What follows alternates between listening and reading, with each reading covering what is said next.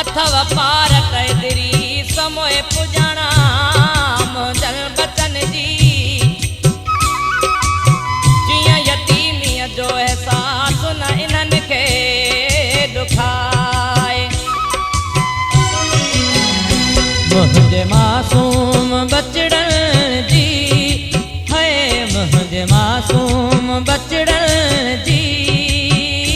सार लहजो प्यामू खां पोइ है सार लहजो प्यामू खां पोइ मुंहिंजे बेसमझ नंढड़नि जी है मुंहिंजे बेसमझ नंढड़नि जी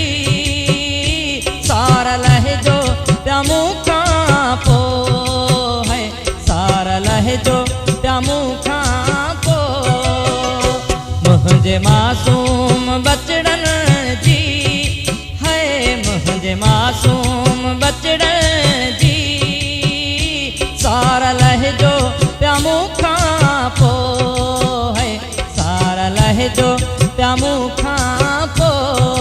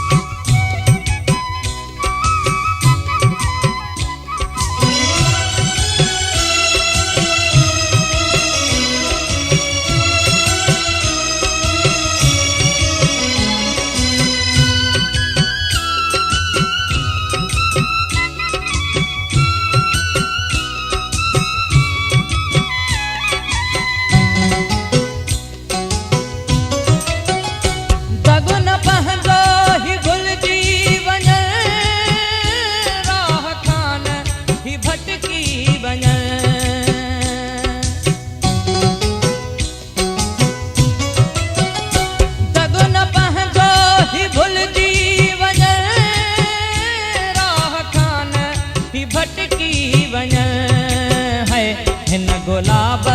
जे गुलड़नि जी है हिन गुलाब जे गुलड़नि जी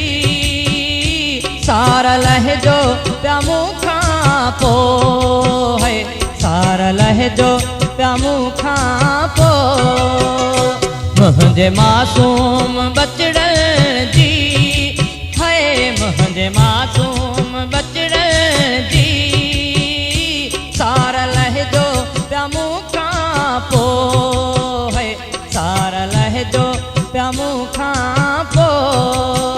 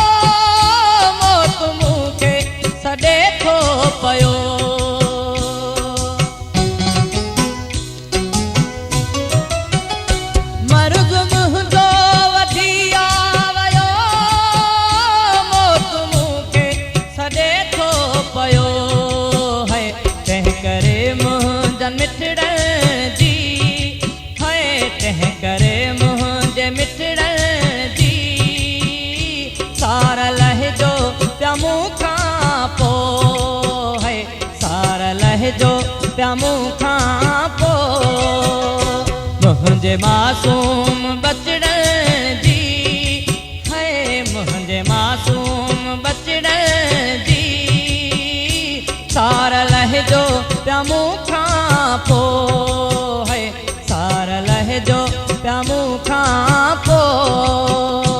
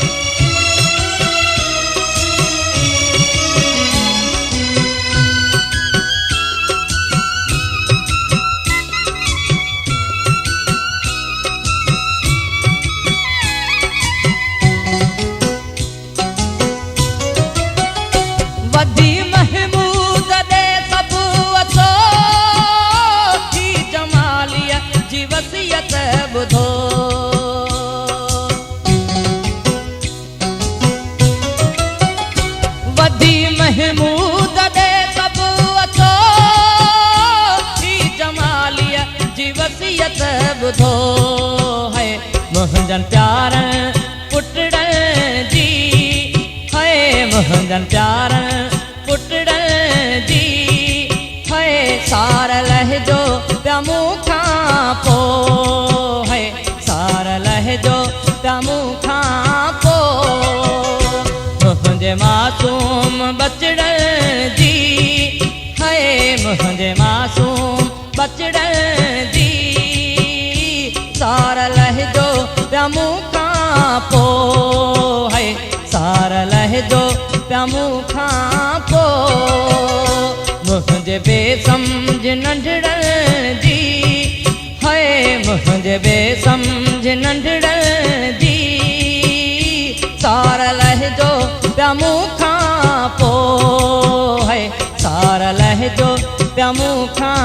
पोइ है सार लहजो पिया मूंखां